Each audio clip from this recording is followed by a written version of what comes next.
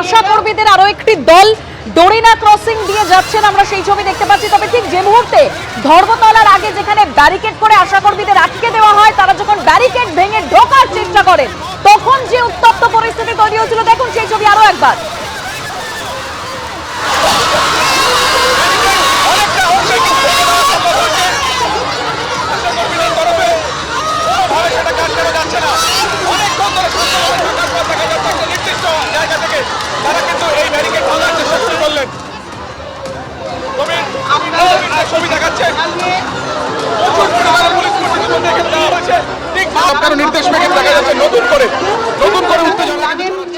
আশা কর্মীদের এই যে ন্যায্য দাবি নিয়ে স্বাস্থ্য ভবন অভিযান এবং যে আন্দোলন, তার উপরে পুলিশি যে অত্যাচার, তাদেরকে বাড়ি বাড়ি থেকে হুমকি দেওয়া, ধরে রাখা, আটকে রাখা, যেতে না দেওয়া, ব্যারিকেড তৈরি করা, এটাকে তীব্র ধিক্কার জানাই।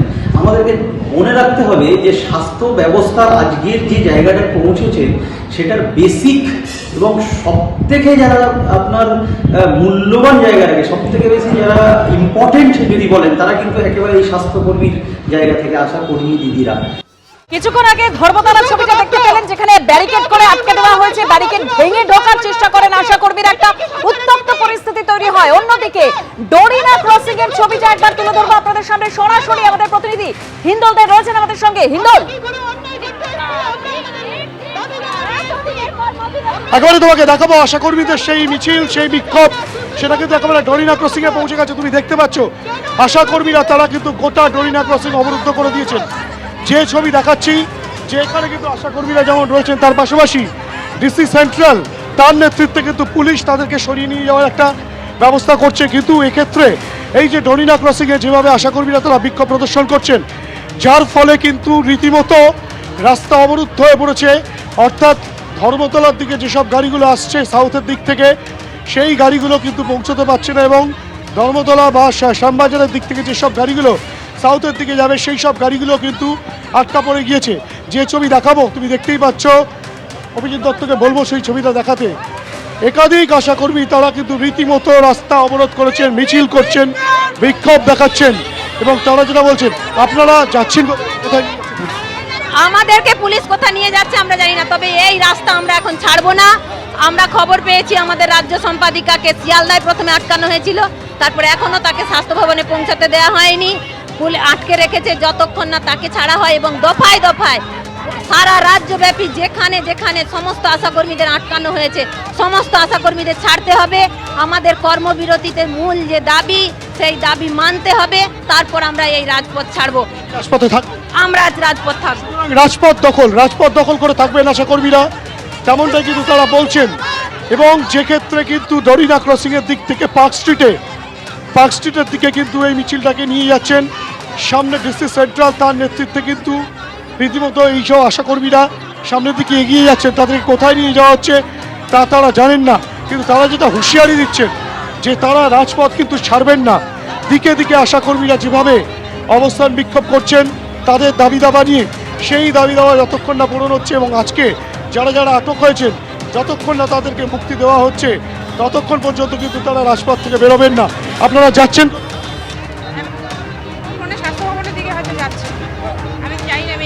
রাস্তায় বসে না,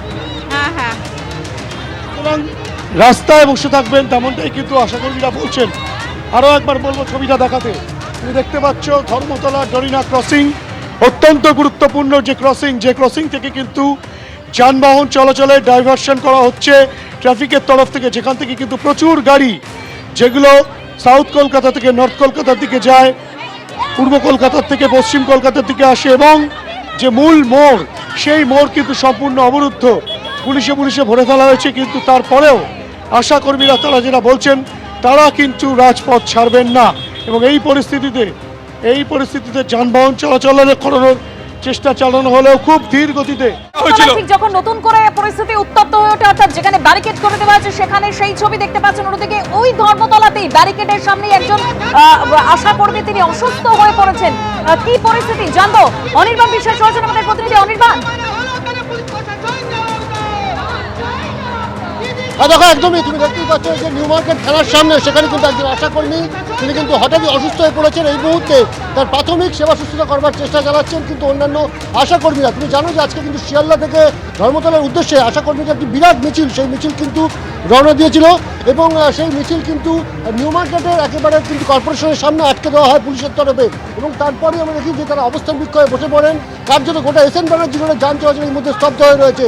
আশাকর্মীদের যে দাবিগুলো রয়েছে তার মধ্যে অন্যতম হচ্ছে ন্যূনতম 15,000 টাকা বেতন সহ একাধিক যে সরকারি সুযোগ সুবিধা অন্যান্য সরকারি কর্মীরা পেয়ে থাকেন সেগুলো তাদেরকে দিতে হবে। এই দাবিতে তারা কিন্তু অনড় আন্দোলন চালিয়ে যাওয়ার জন্য এবং একজন আশাকর্মী এই মুহূর্তে অসুস্থ হয়ে পড়েছেন, একজন জুনিয়র চিকিৎসক তিনি কিন্তু এসে উপস্থিত হয়েছেন এবং প্রাথমিক চিকিৎসা দেওয়ার যে প্রক্রিয়া সেই প্রক্রিয়া কিন্তু শুরু হয়েছে এবং এই মুহূর্তে দেখতেই পাচ্ছ যে স্যালাইন ওয়াটার, সেই স্যালাইন ওয়াটার কিন্তু দেওয়া হচ্ছে, অর্থাৎ মনে করা হচ্ছে যে তিনি ডিহাইড্রেটেড হয়ে গিয়ে থাকতে পারেন এবং এই মুহূর্তে নিউ মার্কেট ঠিক থানার সামনে ওই অসুস্থ আশাকর্মীকে কিন্তু প্রাথমিক যে সেবা শুশ্রূষা সেটা দেওয়ার চেষ্টা করছেন অন্যান্য আশাকর্মীরা এবং একজন জুনিয়র চিকিৎসক তিনিও কিন্তু এসেছেন। স্বাভাবিকভাবে যতক্ষণ পর্যন্ত সরকারের তরফে এই আশাকর্মীদের যে দাবি দেওয়া বা তাদের যে দাবিগুলি রয়েছে সেই দাবি মেনে নেওয়া হচ্ছে ততক্ষণ পর্যন্ত কিন্তু তারা এই রাজপথ ছাড়বেন না এমনটা কিন্তু হুঁশিয়ারি দিয়েছেন। কিছুক্ষণ আগেই আমরা দেখলাম যে নিউ মার্কেট থানার একেবারে সামনে কর্পোরেশনের সামনে যে ব্যারিকেড করা হয়েছে পুলিশের তরফে সেই ব্যারিকেড কিন্তু কার্যত উপরে ফেলবার একটা প্রয়াস তারা করেছিলেন, চেষ্টা করেছিলেন, যদিও পুলিশের তরফ থেকে কিন্তু দ্রুততার সঙ্গে সেই পরিস্থিতি মোকাবিলা করা হয়। তুমি দেখতেই পাচ্ছ যে হাজার হাজার আশাকর্মী তারা কিন্তু এই মুহূর্তে একেবারে এসএন ব্যানার্জি রোডের উপরে দাঁড়িয়ে রয়েছেন এবং অন্যদিকে স্বাস্থ্য ভবনের দিকেও কিন্তু আরও একটি জমায়েত রয়েছে। স্বাভাবিকভাবে সরকারের উপরে চাপ তৈরি করতেই কিন্তু আশাকর্মীরা আজকে রাস্তায় নেমেছেন।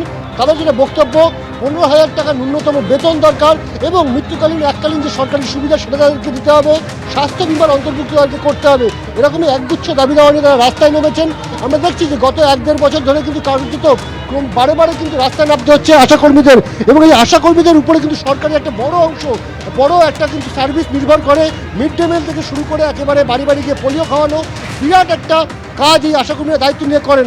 স্বাভাবিকভাবে তাদের যে মাসিক যে যারা যেটা পান সেটা কিন্তু অত্যন্ত কম, সেই দাবি নিয়ে তারা কিন্তু রাস্তায় নেমেছেন যে তারা বলছেন 15,000 টাকার বেশি, একদম ন্যূনতম 15,000 টাকা তাকে দিতে হবে এবং সেই আন্দোলন কিনে কিন্তু তারা এই মুহূর্তে রাজপথে। ফলত এটা মনে করা হচ্ছে যে সরকারের তরফ থেকে যতক্ষণ না আলোচনার কোনো প্রস্তাব তাদের কাছে এসে পৌঁছচ্ছে ততক্ষণ কিন্তু তারা রাজপথ ছাড়বেন বলে কিন্তু অনড় রয়েছেন এবং এই মুহূর্তে তুমি দেখতেই পাচ্ছ যে আশাকর্মী একজন অসুস্থ হয়ে রয়েছেন এবং রাস্তার উপরে তাকে আমরা দেখতে পাচ্ছেন বিক্ষোভ চলাকালীন একজন আশাকর্মী তিনি অসুস্থ হয়ে পড়েছেন। এবিপি আনন্দ এগিয়ে থাকে, এগিয়ে রাখে।